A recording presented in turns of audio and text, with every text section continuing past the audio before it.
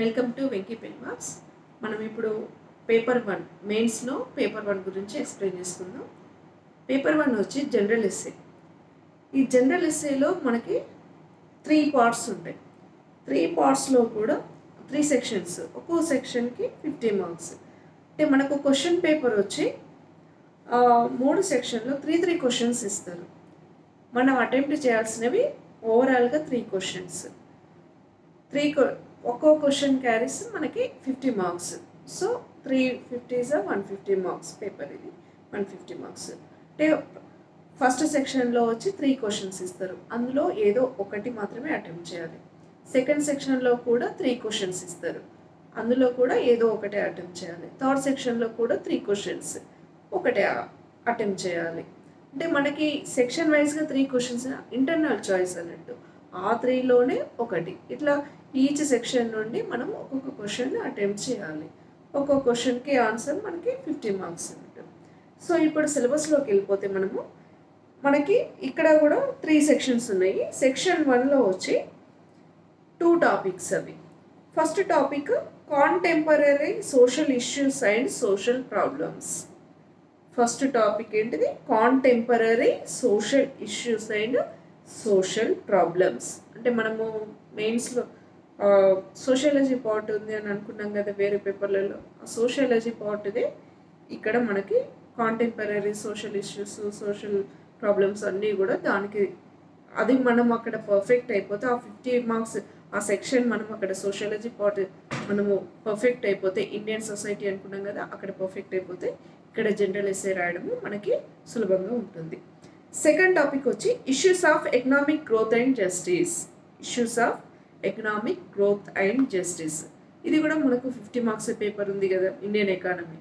అక్కడ అది మనం అక్కడ పర్ఫెక్ట్ అయిపోతే Indian economy and Telangana economy మనం ఈ రెండు కూడా మనం అక్కడ ప్రిపేర్ అయిపోతే ఇక్కడ క్వశ్చన్ని మనం ఈజీగా అటెంప్ట్ చేయగలుగుతాం.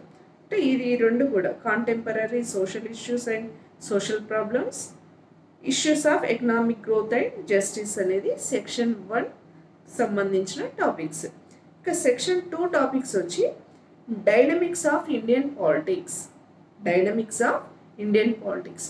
మనం పాలిటిక్ గవర్నెన్స్ మనం అక్కడ చదువుతాం కదా 100 మార్క్స్ పేపర్. సో అది పర్ఫెక్ట్ అయిపోతే ఇక్కడ మనం ఈ క్వశ్చన్ని ఈజీగా అటెంప్ట్ చేయగలుగుతాం. ఇక సెకండ్ టాపిక్ వచ్చి historical and cultural heritage of India. Historical and cultural heritage of India. మనం అక్కడ కూడా మనము ఇండియన్ హిస్టరీ, తెలంగాణ హిస్టరీ చదువుతాం కదా, అక్కడ 100 మార్క్స్ పేపర్ మనం పర్ఫెక్ట్ అయిపోయినాం అనుకోండి, ఇక్కడ క్వశ్చన్ని అటెంప్ట్ చేయొచ్చు. మరి ఈ క్వశ్చన్ ఎట్లా వస్తుంది? హిస్టరీ అంటున్నాం కదా, అంటే హిస్టరీ మీదనే పాస్ట్ హిస్టరీని క్వశ్చన్ ఇచ్చి ఎస్సే రాయమన్నారు. దాన్ని కాంటెంపరీ ఇష్యూస్కి డైవర్ట్ చేసి అప్లికేషన్ మెథడ్లో క్వశ్చన్ వస్తుంది. ఆ ఇష్యూస్ని అప్పటివి ఇప్పుడు మనం ఎట్లా కనెక్ట్ చేసుకోగలుగుతున్నాము, ఇప్పటికీ ఇంకా ఎలా ఉంది, ఇంకా ఎలా చేయాలి, ఎక్కడ ఉంది అనేది ఒక నవేడేస్కి అప్లై అయ్యే విధంగా మనకి ఆ హిస్టరీ క్వశ్చన్ అనేది వస్తుంటుంది.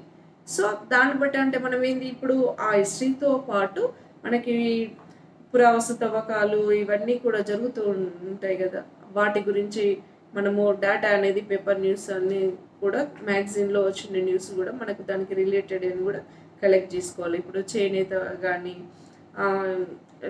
కొన్ని ఆర్కిటెక్చర్ కానీ కొన్ని టెంపుల్స్కి సంబంధించిన ఇట్లాంటి అంటే హిస్టరీకి రిలేటెడ్ పాస్ట్ ఇవన్నీ కూడా రిలేటెడ్గా మనం ఇప్పుడు నవేడేస్ మనకి ఇక్కడ ఏం జరుగుతున్నవి అనేది అప్లై చేసుకుంటూ ఒక అప్లికేషన్ మెథడ్లో మనకు క్వశ్చన్ వస్తుంది. సో అట్లా కనెక్ట్ అవుతూ ఉంటాయి. సో ఇది హిస్టరీకి సంబంధించింది. ఇక థర్డ్ సెక్షన్లో వచ్చి developments in science and technology. Developments in science and technology. మనం ఆల్రెడీ 5th పేపర్లో మనకి టాపిక్ సబ్జెక్ట్ ఉంది కదా, 100 మార్క్స్ పేపర్ ఇది సైన్స్ అండ్ టెక్నాలజీ. అక్కడ మనం పర్ఫెక్ట్ అయిపోతే ఇక్కడ మనము ఈ క్వశ్చన్ని ఈజీగా రాయగలుగుతాం. ఇక సెకండ్ టాపిక్ వచ్చి education and human resource development.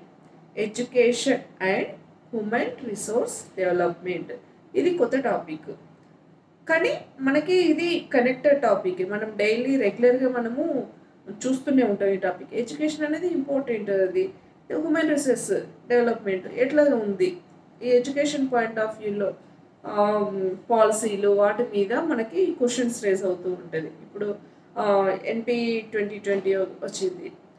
దాని ప్రతిపాదనలు ఏంటిది, ఎక్కడెక్కడ ఇంప్లిమెంట్ చేస్తున్నారు స్టేట్స్, దాంట్లో ఉన్న ప్రీవియస్ ఉన్న పాలసీలు ఎట్లా ఉన్నాయి, ఇప్పుడున్న పాలసీలు ఎట్లా ఉన్నాయి, ఏం చెప్తున్నాయి, ఎట్లా ముందుకు తీసుకెళ్ళాలి, ఈ పాయింట్ ఆఫ్ వ్యూలో మనకి క్వశ్చన్స్ వస్తాయి. ఇంకా ప్రైవేట్ అంటే ఎడ్యుకేషన్ సిస్టమ్కి సంబంధించి రిలేటెడ్ క్వశ్చన్స్ మనకి ఇక్కడ అడగవచ్చు. ప్రైవేట్ యూనివర్సిటీస్ వస్తున్నాయి, ఫారిన్ యూనివర్సిటీస్ కూడా మనకి మన ఇండియాలోకి వస్తున్నాయి. ఇట్లాంటి వాటి మీద మనకి కాంటెంపరీ ఇష్యూస్ మీద మనకి క్వశ్చన్స్ అడగవచ్చు. సో ఇవి 3 సెక్షన్స్కి సంబంధించి 6 టాపిక్స్. నన్ను అడిగితే దీన్ని మీరు ఈ ప్రిపరేషన్ ఎట్లా చేసుకోవాలని మీకు డౌట్ వచ్చినప్పుడు ఈ జనరల్ ఎస్సేని ఎప్పుడు కూడా మనం ఫస్ట్ ప్రిపేర్ అవ్వద్దు. ఎందుకంటే ఇప్పుడు నేను మీకు సిలబస్ చదివి వినిపించినాను. ఈ సిలబస్ అంతా కూడా మనకి మిగతా మెయిన్ పేపర్స్లో ఉన్నది. మనం అక్కడ పర్ఫెక్ట్ అయిపోతే లాస్ట్కి మనం ఆటోమేటిక్గా మనం ఇవి రాయగలుగుతాం. ఫస్టే వీటిని పట్టుకున్నాం అనుకోండి, మనం ఎట్లా చదవాలి, ఏం చదవాలి అనేది అదొక కన్ఫ్యూజన్గా ఉంటుంది, చదవలేకపోతాం. సో మనం జనరల్ ఎస్సే గురించి ఇప్పుడు స్టార్టింగ్ ఎప్పుడు కూడా మనము ఫస్టే స్టార్ట్ చేయొద్దు, లాస్ట్కి చూసుకోవాలి. ఎందుకు, మనము మిగతా పేపర్స్ చదువుతున్నప్పుడు మనం సబ్జెక్ట్ అనేది డెప్త్కి వెళ్ళిపోతాం, బాగా ప్రిపేర్ అయి ఉంటాం, అప్పుడు మనకు సబ్జెక్టు బాగా వస్తుంది. సో అప్పుడు సబ్జెక్టు మనకు బాగా తెలిసినప్పుడు ఇక క్వశ్చన్ బట్టి, మోడల్ క్వశ్చన్స్ని బట్టి మనం ఎట్లా ఆన్సర్ ప్రజెంట్ చేయాలి అనేది మనకు సబ్జెక్టు తెలుస్తుంది కాబట్టి మనం రాయడానికి సిద్ధంగా ఉంటాం. కానీ ముందే మనము క్వశ్చన్ చూసి ఇక దానికి ఆ క్వశ్చన్కి తగ్గట్టే మనము ఆన్సర్ ఫ్రేమ్ చేసుకోవాలి, సబ్జెక్ట్ గ్యాదర్ చేసుకుందాం అనేది అది బ్లండర్ మిస్టేక్ అవుతుంది. సో మీరు ఎప్పుడు కూడా జనరల్ ఎస్సే అనేది ఫస్ట్ ప్రిఫర్ చేయకండి ప్రిపరేషన్కి. లాస్ట్కు ఆటోమేటిక్గా మనం అన్ని సబ్జెక్ట్స్ పర్ఫెక్ట్ అయిపోతాం కాబట్టి అప్పుడు చూసుకుంటే ఒక 1-2 మంత్స్ చూసుకుంటే సరిపోతుంది. ఇక ప్రిపరేషన్లోకి వస్తే మరి ఎట్లా అని అనుకుంటే, ఇంకా మీకు నేను ప్రిలిమ్స్లో ఏ మెటీరియల్ వాడినాను, ఎవరెవరి వీడియోలు చూసినాను అని చెప్పినాను కదా. ఇక మెయిన్స్ విషయంలో మనకు మిగతా పేపర్స్ ఉన్నాయి కదా ఇన్ డీటెయిల్గా, ఆ పేపర్లోకి వచ్చినప్పుడు మీకు డీటెయిల్గా నేను ఏమేమి ప్రిపేర్ అయ్యాను, ఎట్లా ప్రిపేర్ అవ్వాలి అనేది చెప్తాను. ఇక జనరల్ ఎస్సే విషయానికి ఇంకా ఎట్లా రాయాలి అనుకుంటే, దీనికి మనము కొంత మెటీరియల్ని ప్రిపేర్ చేసుకోవాలి ఓన్గా. ఇప్పుడు మనము నేనైతే ఈనాడు పేపర్లో వచ్చే ఎడిటోరియల్ని బాగా యూజ్ చేసుకునేదాన్ని. దాంట్లో వచ్చే క్వశ్చన్స్ అంటే మీకు కొన్ని వీడియోస్ కూడా ఉన్నాయి, నేను డైలీ కూడా ఎడిటోరియల్ మీద వీడియోస్ కూడా చేస్తున్నాను, మీరు అది గమనించండి. ఆ ఎడిటోరియల్ మీద ఒక డార్క్ లెటర్స్ తోటి మనకి ఒక పారాగ్రాఫ్ ఇస్తారు. అంటే ఆ పారాగ్రాఫ్లోనే మనకు అక్కడ ఉన్న ఎడిటోరియల్లో ఉన్న ఆర్టికల్లోని మొత్తం మ్యాటర్ అంతా మనకు కవర్ అవుతుంది. అంటే ఆ పారాగ్రాఫ్ని మీరు కరెక్ట్ అబ్జర్వ్ చేస్తే, మనం కరెక్ట్ రీడ్ చేస్తే మనకు క్వశ్చన్ అనేది ఎట్లా ఇవ్వచ్చు అనేది మనం ఓన్గా ఫ్రేమ్ చేసుకోవచ్చు. ఎప్పుడు కూడా క్వశ్చన్ అనేది ఎట్లయినా రావచ్చు, ఒక లైన్ ఒక సెంటెన్స్ ఫామ్ తోటైనా రావచ్చు, లేకపోతే ఒక అప్లికేషన్ మెథడ్లో ఒక పారాగ్రాఫ్ ఫామ్లోనైనా రావచ్చు. అంటే మనకు క్వశ్చన్ ఫ్రేమింగ్ అనేది ఫస్ట్ మనం ఎట్లా క్వశ్చన్ రావచ్చు అనేది మనం ఆలోచించాలి ఫస్ట్. అట్లా ఆలోచించినప్పుడే మనం ఆన్సర్ ఎట్లా రాయాలనే దానికి మనము మెటీరియల్ని ప్రిపేర్ చేసుకోవచ్చు. నేను ఈనాడు ఎడిటోరియల్ని అయితే బాగా యూజ్ చేసుకునేదాన్ని. అక్కడ ఎడిటోరియల్లో మనము అది చదువుతున్నప్పుడు ఏమవుతుందంటే, ఒక జనరల్ ఎస్సే ప్రిపేర్ అవుతున్నప్పుడు రాయాలనుకున్నప్పుడు ఎట్లా రాయాలి అనేది మనకు అక్కడ ఎడిటోరియల్ చదువుతున్నప్పుడు మనకు అది తెలుస్తుంది. మనం రాసేటప్పుడు మనము ఆ మోడల్లోకి వెళ్ళిపోవచ్చు. ఎట్లా రాయొచ్చు అక్కడ మీరు గమనించండి. మీరు అవసరమైతే మీరు చదవండి, లేకపోతే నేను ప్రజెంట్ చేస్తూనే ఉన్నాను, మీరు అది ఫాలో అయినా మంచిది. మీకంటే టైం లేకపోతే ఆ వీడియోస్ కూడా ఎడిటోరియల్ మీద, మీకు అవసరమైన ఎడిటోరియల్స్ మీదనే, అంటే డైలీ చాలా ఆర్టికల్స్ వస్తుంటాయి, మన సబ్జెక్ట్కి ఎంత అవసరం అవుతుందో ఆ సబ్జెక్ట్నే తీసుకొని మీకు నేను ఎక్స్ప్లెయిన్ చేస్తున్నాను. అది చదువుతున్నప్పుడు మీరు అది గమనించండి. ఎప్పుడైనా ఒక జనరల్ ఎస్సే అనేది స్లోగన్స్ తోట, ఫ్యాక్ట్స్ తోటే కానీ, ఒక చిన్న స్టోరీతో కానీ, రిపోర్ట్స్తో కానీ మనం స్టార్ట్ చేయాలి. అట్లా స్టార్ట్ చేసినప్పుడు చాలా ఎఫెక్టివ్గా ఉంటుంది. సో ఇట్లా స్టార్ట్ చేయాలి అని అనుకున్నప్పుడు మనం ఏం చేయాలి, ఫస్ట్ మనకు అదంతా డేటా తెలియాలి కాబట్టి ఒక నోట్బుక్ పెట్టుకోండి. మీరు రిపోర్ట్స్ మనకు డిఫరెంట్ టైప్స్ రిపోర్ట్స్ మనకు రిలీజ్ అవుతూ ఉంటాయి. ఆ రిపోర్ట్స్ అన్నీ కూడా అంటే సబ్జెక్ట్ వైజ్గా ఇప్పుడు పాలిటీకి సంబంధించిన రిపోర్ట్స్, ఎకానమీకి సంబంధించిన రిపోర్ట్స్, సోషియాలజీ పార్ట్కి సంబంధించి సోషల్ ఇష్యూస్, కాంటెంపరీ ఇష్యూస్ మీద రిలీజ్ అయ్యే రిపోర్ట్స్, ఇట్లాంటి రిపోర్ట్స్ అన్నీ కూడా మీరు సబ్జెక్ట్ వైజ్గా పెట్టుకుంటారా లేకపోతే ఓవరాల్గా ఎట్లా పెట్టుకుంటారా అనేది రిపోర్ట్స్కి ఒకటి నోట్స్ మెయింటైన్ చేసుకోండి. ఇంకా ఫ్యాక్ట్స్, సర్వేస్ కూడా వస్తూ ఉంటాయి. డిఫరెంట్ సర్వేస్ మనకి కనిపిస్తూ ఉంటాయి. ఆ సర్వేలను కూడా మీరు రాసుకొని పెట్టుకోండి. అంటే స్పెషల్ నోట్స్ ఉన్నప్పుడు ఏంటంటే మనకి అక్కడ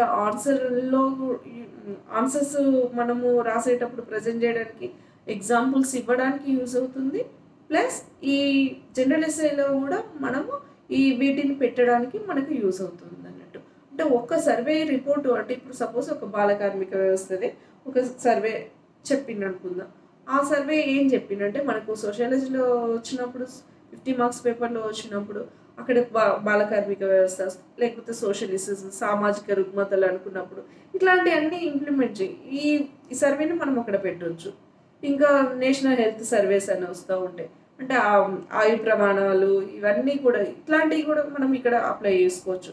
అంటే సర్వేస్కి రిపోర్ట్స్కి అనేది మీరు కంపల్సరీ ఒక నోట్బుక్ మెయింటైన్ చేసుకోండి.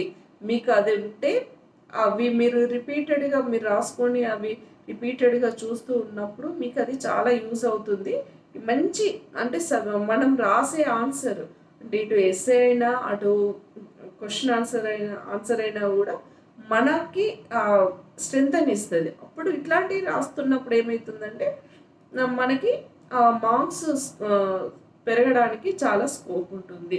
సో వీటికి మాత్రం మీరు స్పెషల్గా ఒక నోట్స్ మెయింటైన్ చేసుకోండి రిపోర్ట్స్కి, సర్వేస్కి. ఇంకా ఏదైనా మనము జనరల్ చిన్న స్టోరీస్ తోటి అంటే మోటివేషనల్ ఒక స్టోరీస్ చెప్తూ కూడా మనం స్టార్ట్ చేయొచ్చు. అంటే జనరల్ ఎస్ఏ అనేది ఎట్లా రాయాలనేది మరొక వీడియోలో నేను చెప్తాను. కంప్లీట్గా ఒక మోడల్ ఎస్ఏ మోడల్ ఎట్లా ఉంటుంది అనేది. ఈ ఎస్ఏ ప్రిపరేషన్లో మనం ఏం చేయాలనేది నేనైతే ఏం చేస్తానని చెప్తాను. నేనైతే సర్వేస్ కానీ రిపోర్ట్స్ కానీ ఒక నోట్బుక్ మెయింటైన్ చేసుకునేదాన్ని, అలా రాసుకొని పెట్టుకునేదాన్ని.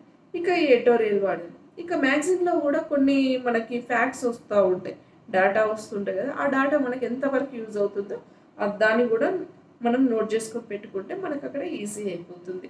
ఇది ఎప్పుడు కూడా మీరు ఒకటే గుర్తుంచుకోండి, జనరల్ ఎస్ఏని మీరు ఫస్ట్ ప్రిపేర్ అవ్వకండి. ఫస్ట్ మనం మెయిన్ సబ్జెక్ట్స్ ప్రిపేర్ అయిన తర్వాతనే మనం జనరల్ ఎస్ఏకి వస్తే మనకి ఇక్కడ జనరల్ ఎస్ఏ రాయడం ఈజీ అవుతుంది. సో మనకు సబ్జెక్టు ఫస్ట్ ఒకటి మీరు ఒకటే గుర్తుంచుకోండి, ఫస్ట్ మనకి సబ్జెక్టు ఎంత తెలిస్తే మనం దాని క్వశ్చన్ ఎట్లా ఇచ్చినా మనం రాయగలిగేటట్టు ఉండాలి.